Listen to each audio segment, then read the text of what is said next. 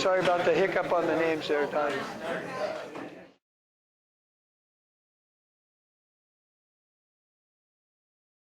And before the plague, the family made it to Sacramento. Imagine going from Sitka to Sacramento, kind of a short trip. And so they made it to Sacramento, and that's where she ended up getting sick with scarlet fever. And she was operated on 3 different times, taking the glands out of her neck and a large cord that went from the back of her ear down to her shoulder. I was always wondering what the large cord was, because she always said, yeah, I got my glands taken out and a large cord. And I'm thinking, which cord is that? But I was reading in this book that I brought, that I put over on the table there. I was just kind of reading up on her, because there's the microfiche articles from her swimming exploits and the parts that talk about her being a sick little girl that made it to Santa Cruz so she could heal. So what happened was she was operated on once a month for 3 months, 3 different incisions, and one was in August, another operation in September, and another one in October. So by the end of the operations and being in the hospital the whole time, she weighed 49 pounds. And one of the articles in the book here says it was 1910, but in her photo album it says 1908. So I believe she was 8 years old when she went through all of this. And the picture on the far left, and you guys can get up and go look at this stuff whenever. The one on the far left shows her in the arms of the nurses here in Santa Cruz.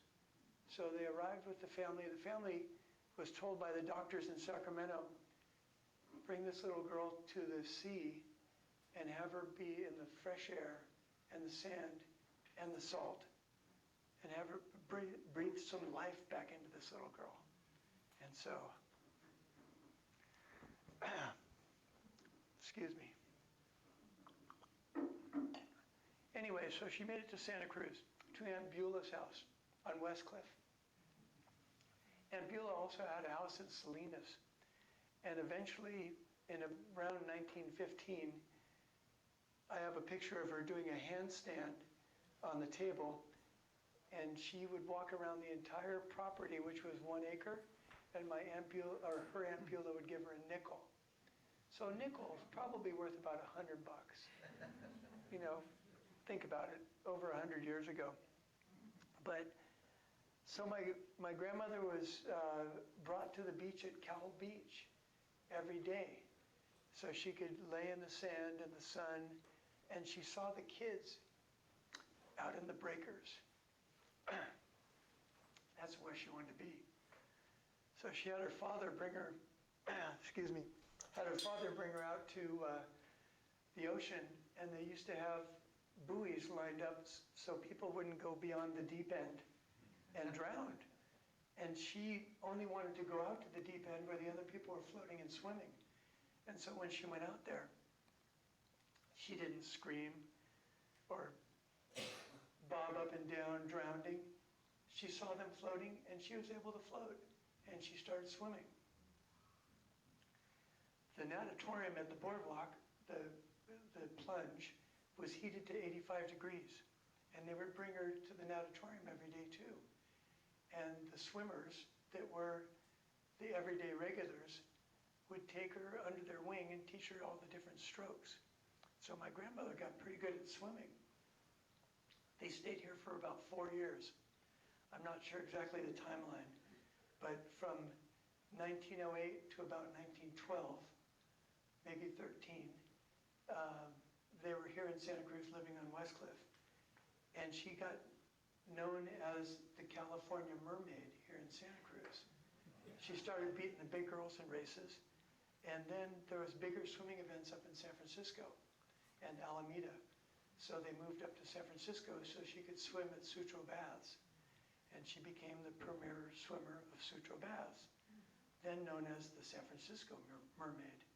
But the moniker mermaid is something they didn't just give to anybody. In 1915, she was invited to swim in a national swim meet in Hawaii. So they went from San Francisco to Honolulu on the steamboat, the USS Loreline. And the Loreline, or Laureline, however you pronounce it, gets to Honolulu, and they greet the family. My grandmother's an only child. She traveled with her mom and dad and grandparents. And so they're in Hawaii.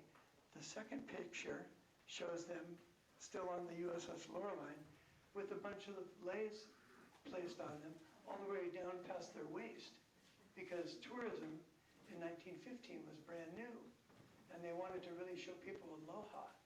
So my grandmother got all the aloha treatment of this swim star that came to defeat the defending world champion of the 50-yard freestyle, a woman named Ruth Stacker. In the race, she beat Ruth Stacker in the 50-yard, and one of the pictures next to the diver shows the race at the Loreline Baths there in Honolulu, which are now ruins. But my grandmother was 5'4" and 3/4 inches tall. The woman that's in the foreground diving a little bit laid off the blocks looks like she's about 6'6".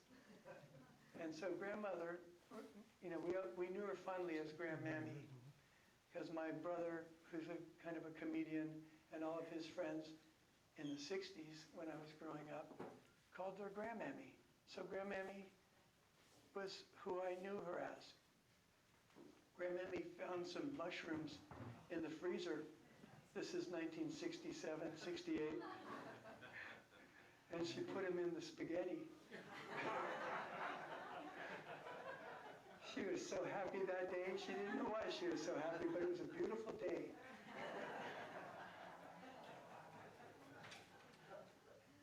And you know, that's kind of how she was. She was the kind of person that would just do anything to help anybody. And that was contagious.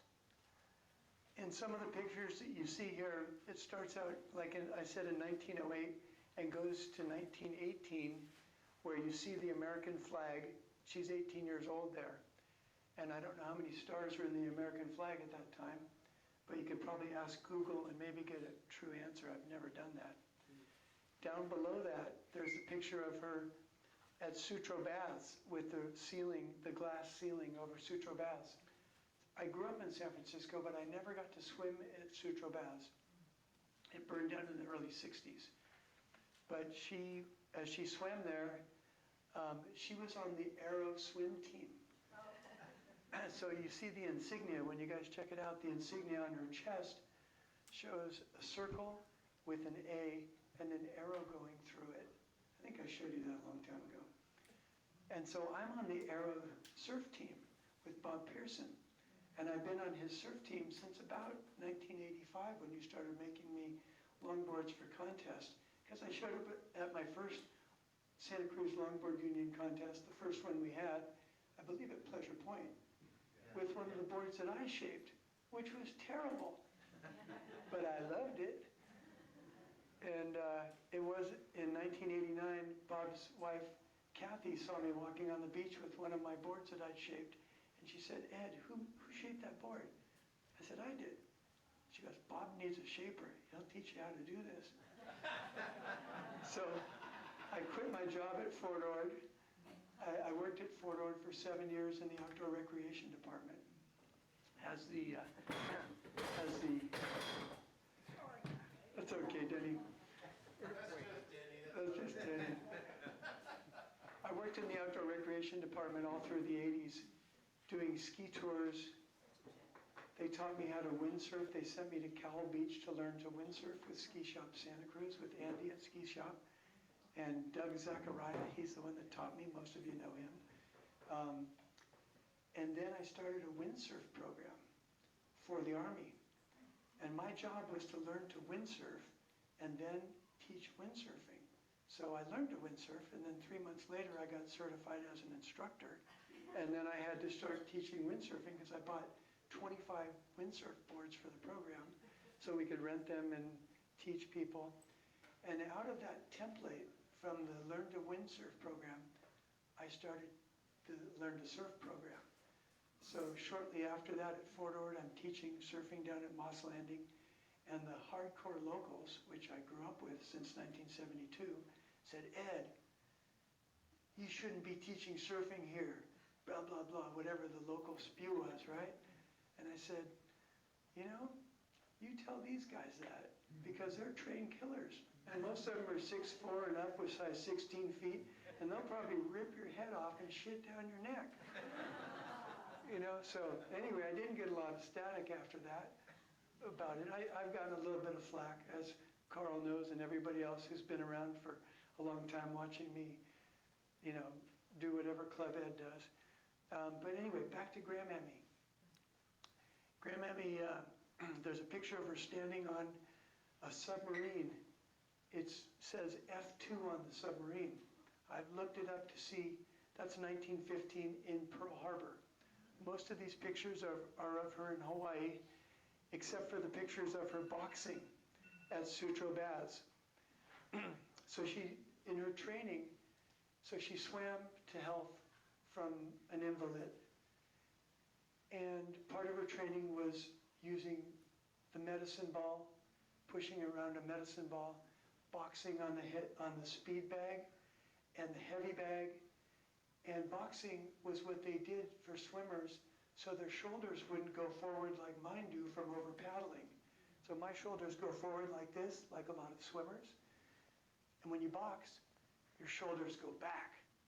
And they had her boxing because they knew about posture and they knew about physicality. It's amazing how much in the turn of the century and into the 20s and after, they knew about physical fitness and proper form. So my grandmother was always telling me as a kid when I was carrying my books to school, which generally hit the bushes and I didn't use them much, but she told me, carry on the left side too, and the right side, but you have to balance out or you're going to be a little tilted. So I remember that. I'm still a little twisted. But anyway, one of the pictures up there shows her flexing her muscles on the very end. She's 13 years old there.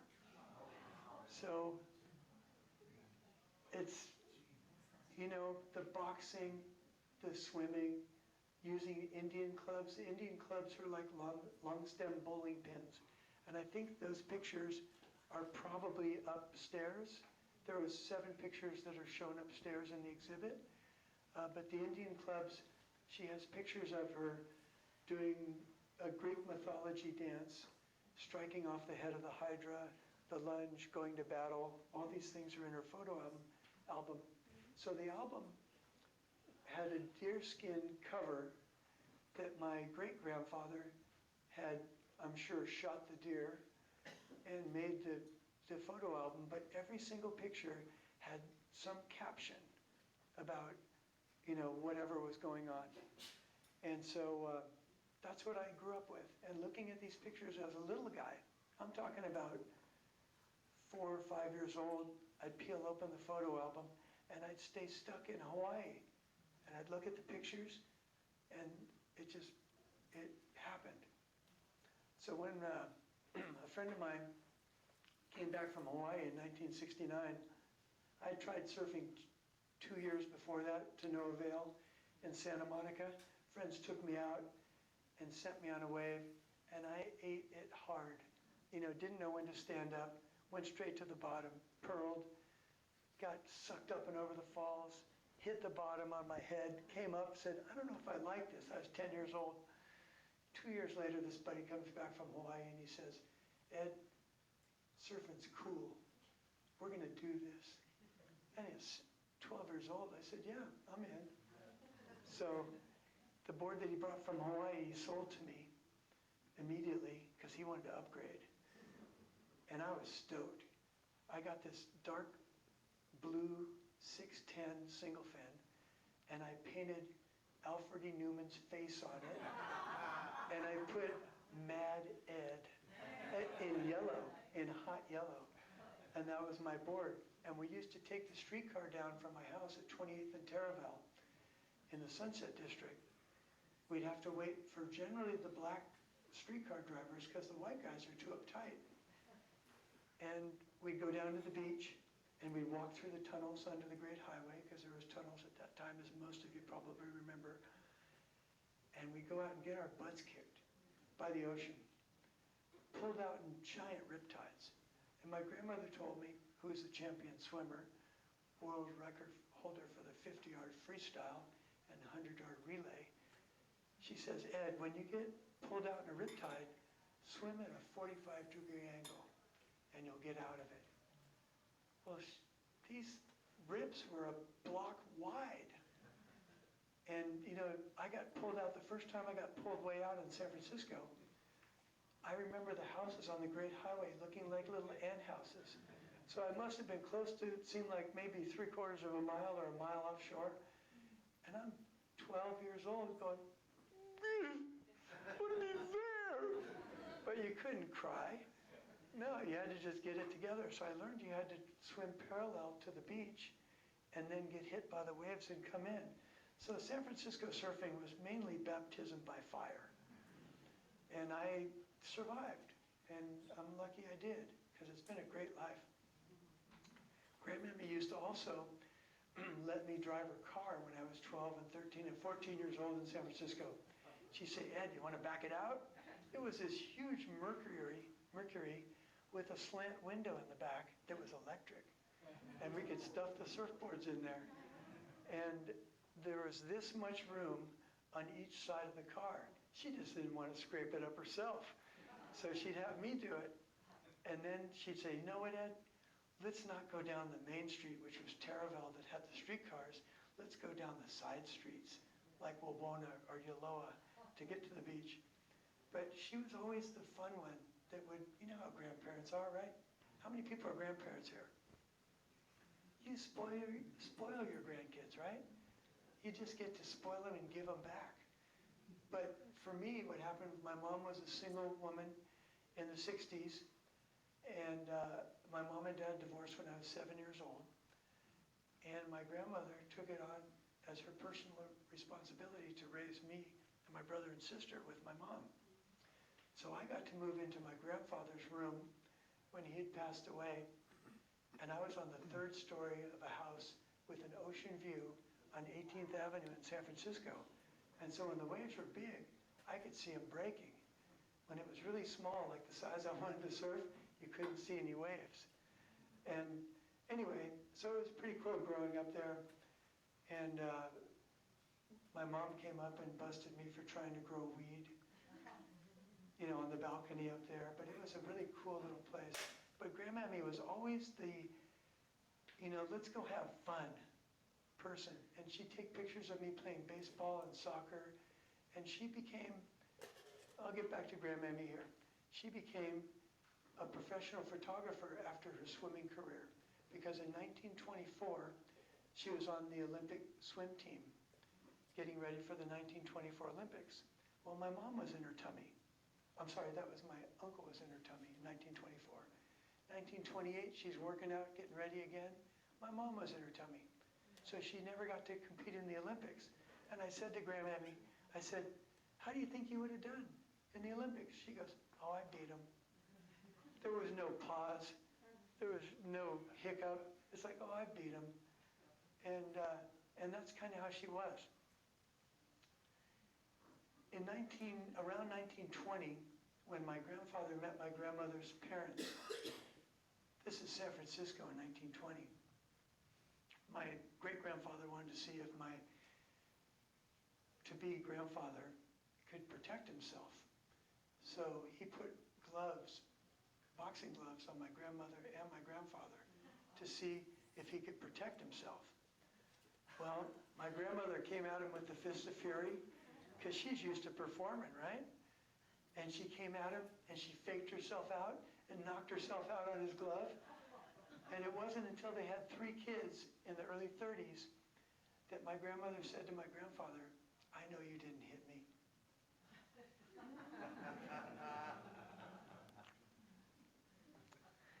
She was that kind of sport. She used to also come down to when I was in the Navy in San Diego in the late 70s, she'd come down and visit, and I'd play my harmonica in the nightclubs down there. I was in a blues band, and she'd come out and dance with me, and everybody loved seeing Grandma dancing with Ed, right? She'd also go to Mexico with me. We'd drive across the border to, K38 or Baja Malibu, and she'd take pictures because she was a photographer. So when she quit being the professional swimmer, she started, like everybody did that was a photographer then, she had her own dark room and an enlarger.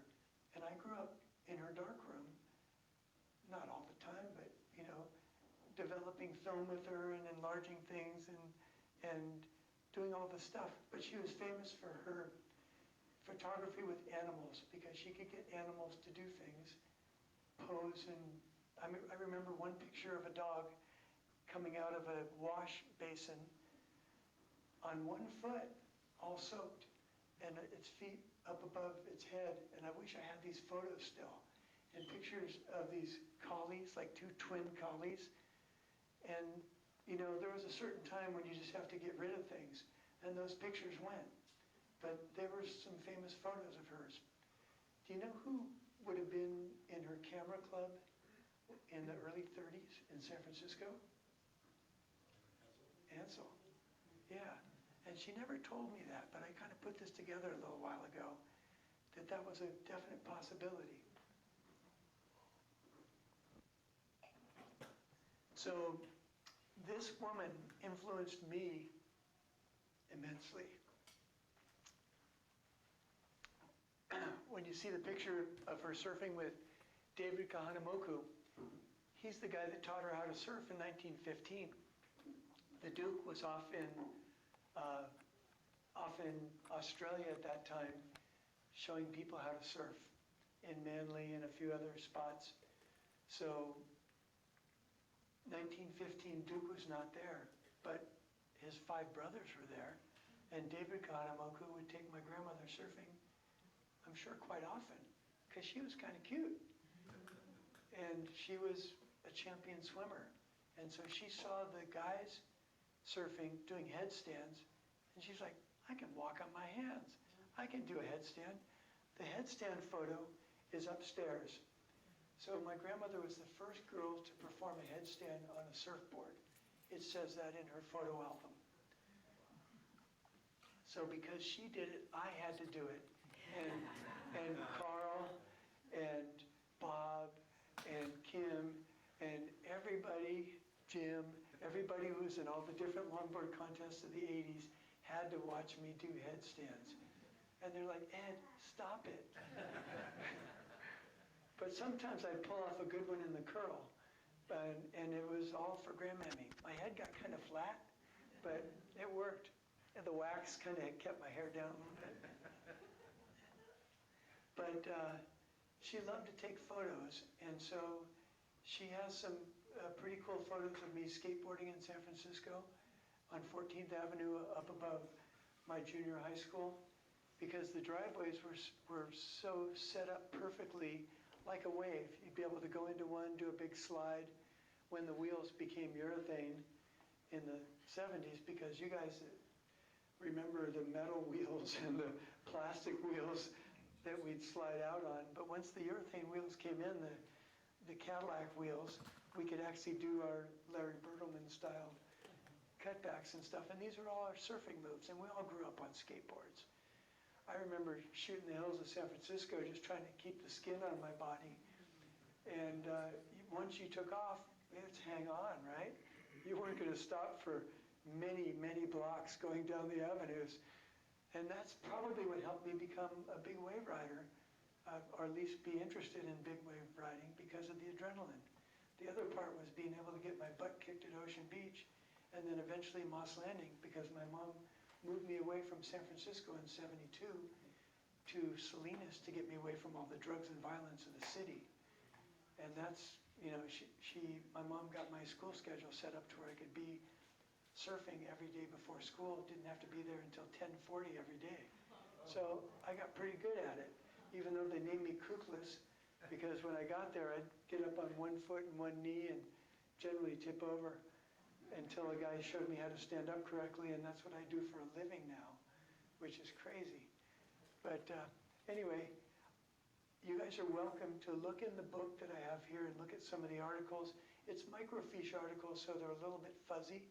But as I look at it, I discover new things about my grandmother, about what the doctors said about her and how, you know, she did in certain swim meets. And in that book are also some articles showing Duka Hanamoku swimming at different events, Johnny Weissmuller, you know, Tarzan, and, you know, different people of the day. And it's kind of amazing to look at this stuff, and I'm happy to share it with all of you and all like that. Does anybody have any questions about any of this? Jennifer? And do you know anything about your great-grandparents? Because it strikes me that they raised a woman in the early 1900s in an unusual way, that she was allowed to do all these things. And I just wondered, does it have to do with her having scarlet fever and almost dying? Or did they have that same, you know, joie de vivre that your grandmother had? Do you know anything about that? You know, the thing that I know, or that I think I know about it, because I can only speculate, is that when they brought her to Santa Cruz to heal, and she became physically fit, that they kept doing everything to keep her fit. The boxing, the swimming, all the stuff. It was all about fitness. And it's something we all need to remember, because we all need to keep moving, right? If you stop, you freeze up, and it's bad. And so she was always into walking, hiking, doing all the stuff, and she was so physically oriented that I think a little bit rubbed off on me to really a bad extent, because when I was 5 years old, I had a little kid, or not little, he was twice, 3 times the size of me, 5 years old, named Jimmy, who was probably 100 and something pounds at 5 years old. So I was watching TV, because you remember all the serials. There was McHale's Navy, there was, you know, all the different things. And I would run this little guy around the block to try to get him in shape. He wouldn't run, I'd just walk him. Come on, Jimmy, let's go. We got to get you in shape. And here's me going, okay, let's go. Come on, you can do it. He's sweating and, yeah, do I have to do it? Come on, one more time. So I kind of started out as a little bit of a, you know, Banny Rooster coach. And here I am, still a little bit of a Banny Rooster and a coach. And, you know, my grandmother gave me this as a blessing, you know, the water. All of the grandkids, I'm one of 10, were taught swimming by my grandmother, by professional swim coaches. My grandfather was a swim coach. And I'll get back to my grandfather as far as his thing. But they were, as they taught everybody how to swim, they didn't teach me how to swim.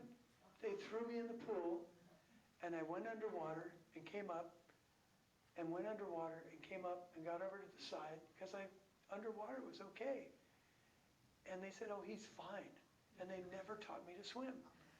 So it wasn't until I was in college that I actually learned to swim more properly, or to have better form, you know, with a swim coach saying, do this, do that. And so I didn't grow up as a swim team guy. I was just a little scrapper that went to the beach and almost drowned a lot and made it. So it was pretty cool. So anyway, as it all goes, Grandmammy is my hero.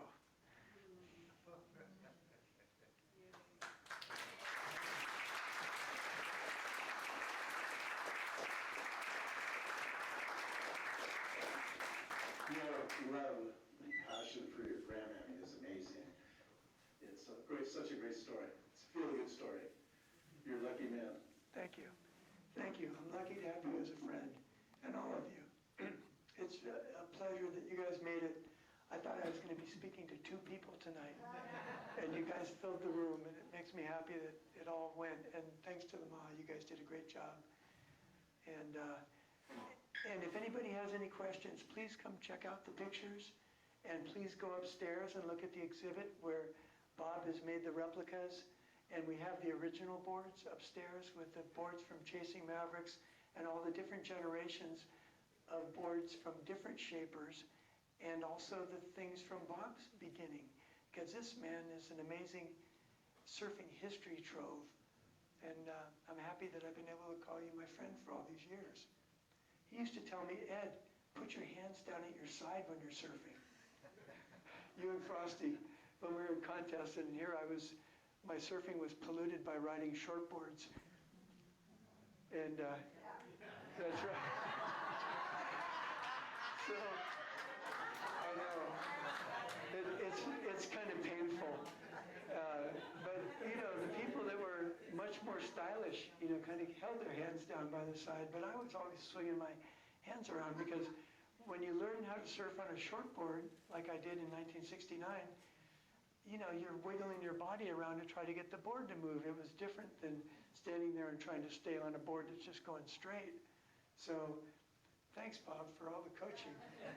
And you know, it's interesting, when Bob and I were competing in Manresa Beach one day, and Carl was there that day, we were on the Aero surf team a couple of different times. Actually, this time I was surfing against you. And we're in the heat together, and I'm looking at a wave to go right, and I look at Bob, and he's at my right on the shoulder, and I said, going right. And he goes, I'm going left. And so I back out, and he goes right. And so at that time, I was a little pissed off at the moment, but it was a great Karate Kid lesson. Yeah, I don't get how you surf that wave. I was laughing so hard. It's a moment I'll never forget. And Bob, it was such a gift because after that, I became ruthless in the water. Even Wally Waldemar one time said to me after I did a spin around behind him deep in the peak to win in a final contest at Pleasure Point, he says, Ed, did you have to win that bad? And it's like, you know, like Bob told me, you're out there to win. You're not out there to lose. And so you've taught me a lot about winning. And I've pissed a lot of people off. But that's competition for you, right? So anyway, please go up and, oh, yes. Yeah. About your grandmammy, and if it's too personal, don't answer, but I'm curious if she was able to stay fit and active late into her life. Yes is the answer. And in 1986, when she was 86 years old, she did her last swimming exhibition. So she trained for about a year in the pool at Tamalpais High, because she lived in Marin, at the Redwoods, they called it, right across from there. And she'd go there every morning and swim. And she gave the exhibition in my uncle's pool up in Sacramento, and I have it on VHS. And there was an Olympic swim coach that was there that presented her with flowers afterwards. And that's where she, when I looked at it, and she was floating on her back and put her hands together like this and would swim backwards, floating perfectly. She's floated like a cork. I always sink. But she knew all the different strokes, and this is from the swimmers at the natatorium and at Sutro Baths that taught her all the different strokes. And so there's, in the book you'll see it talks about fancy diving. So she also did diving, you know, as an exhibition. And one of the pictures here shows her at the Olympic Club pool in San Francisco, which was the first all-men's recreation facility or club in the United States. So they didn't let women in that pool, but my grandmother was able to go there and do a diving and swimming exhibition in 1915 because of her, you know, her fame. And so I used to swim in that pool with my grandfather when I was 5 and 6 years old.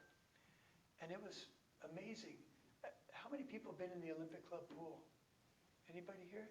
So you know how ornate it is. It's like going swimming at Hearst Castle pool. It has the Roman columns and a mezzanine up above and stained glass window ceilings. And it's an amazing place. Well, my grandfather swam there every day of his adult life. And he was tracking his swimming and he was swimming from San Francisco to Tahiti. It's only 4,000 miles. And anyway, so he allowed me to go swimming. My grandmother would drop us off, and I'd swim with him. And not very well, but I'd swim. And it was quite an honor. There's also another picture of her diving upside down, and that's in what is now known as the fly fishing ponds in Golden Gate Park up by Hippie Hill, by the tennis courts and the merry-go-round and the animal petting zoo, which I used to go to in the 67. I'd ride my bicycle down there and talk astrology and palm reading with the hippies. Yeah, I had an interesting childhood growing up in the city at that time. My older brother came home in 1967, and he put a pound of wheat on the table and would get the stems and seeds out of there and put it in ounces, and I saw where he stashed everything. So I'd take a little out of each bag, and we'd go down to the park where I played baseball, and me and my buddies would blast a couple, and that ruined my professional baseball career. I figured it out later, but you know. Did a ball ever hit you on the top of the head? It's come close. To us. Is that right? Wow. I played first base, so a lot of them were fired at me all the time. But anyway, it's pretty amazing what she has done as far as her introduction to me and how well my life has gone being a surfer and being able to be in the water. I teach, not every day, but I teach quite often.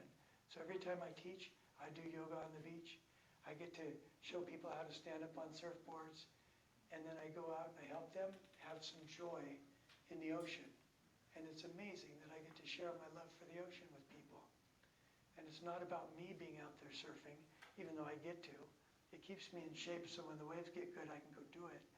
But it's really wonderful to spread the joy of being in the ocean. And it doesn't matter if people get to their feet or not. They normally do. But when they don't, and all they do is lay on a board and ride a wave to the beach on their belly, and they're smiling. And sometimes even crying. It's so beautiful. So it's amazing. Any other questions here? So, yes. I'm turning 67 on Sunday. Holy crap. Thank you. And most of it I like to blame on my wife, Holly, who's not here tonight. She's sorry that she's not here, but she's an amazing woman I've been with for 31 years.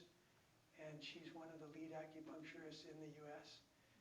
and acupuncturist and herbalist. And so we live a very natural life with land, an acre. I don't walk on my hands around it, but I do get on my hands and knees and plant things, and we harvest stuff, and we have chickens, and so I'm living very well. And very thankful to her and all the good women and great women in my life that have helped me. My mom being one that sacrificed living in San Francisco to get me out of there to save my life, because I probably would have died or ended up in jail. Never know. I wasn't that mischievous, but I was in the middle of about everything that went on. All the fighting and everything. It was crazy. I actually am now. You know how when you're a baby, you're innocent, and then when you get really old, you become more innocent again. I'm heading there. So I'm working on that. I'm trying to have pure thoughts most days. I get tripped up. But anyway, please come upstairs and take a look at the exhibit and see Bob's fine work and the exhibit that the MAHs put on. And Kim, thank you and everybody. Names are escaping me. I'm so sorry. Jeff and Barney. Sorry about that senior hiccup here. Yes. I'm just wondering, with the Hawaiian princess having come here and surfing first happened here in Santa Cruz, how little claim does Huntington Beach have to be a surf city? It's like this little. Wait a second. Let's go backwards. This is a negative claim. This is a big claim for them. But reality is, when they saw the waves at the San Lorenzo River mouth, or all throughout Santa Cruz, and they, I believe, went to the mill in Felton and had them mill these boards 17 feet long Santa Clara. In Santa Clara? Well, they were in Santa Clara, but, They had a mill here downtown. okay. So when the boards were milled and they were ridden here in Santa Cruz, this was the first surfing, I believe, in the Americas, although South America, in Peru, they say, no, we were surfing because they were standing in the grass, mat boats. Bless their hearts. I don't care who did it first. They got it done, and it's great. The Huntington Beach, they claimed it the hardest. They put a lot more energy into claiming Surf City than Santa Cruz did. And typical history, all the books basically, and whoever says the loudest and most, that becomes the story. And so we are now saying Santa Cruz is Surf City, and we're claiming it. But we have good reason why to claim it. We've, the first surfing was done right out here. Yeah. But we really don't want to call ourselves Surf City because that'll bring more people here. Yeah, right. There's one more thing I wanted to tell you about Grandmammy and my mom. They used to vacation in Rio Del Mar every year, and I remember doing that, and that was where one of my first wipeouts was, in the shore break down there, in a kayak, because my cousin and I were in the kayak and they took their eyes off of us, and we went up and over in the shore break, and I got wiped out, and I remember it very well. But my mom told me that her and my grandmother used to paddle out on hollow surfboards a mile or two out in the ocean, and they'd take their bathing suits off and sunbathe. And that was such a big, freed up thing to do. And then they'd come back in. And so Grandmammy was kind of leading the pack on, let's go out and have some fun, right? Anyway, thank you. Any other questions? Thank you so much for coming.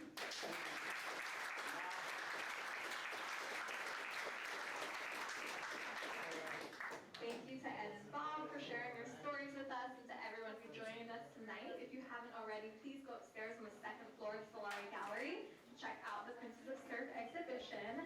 We also have some other exciting programming coming up. We're hosting an introduction to hula class in October, as well as 2 historic walking tours in connection with the Princess of Surf exhibition. And you can check out our events page on our website for more information. And please, if you haven't already, consider becoming a mom member. Our members keep good times rolling with programs like this and exhibitions. What a great story. Thank you. Have a great night. Appreciate that.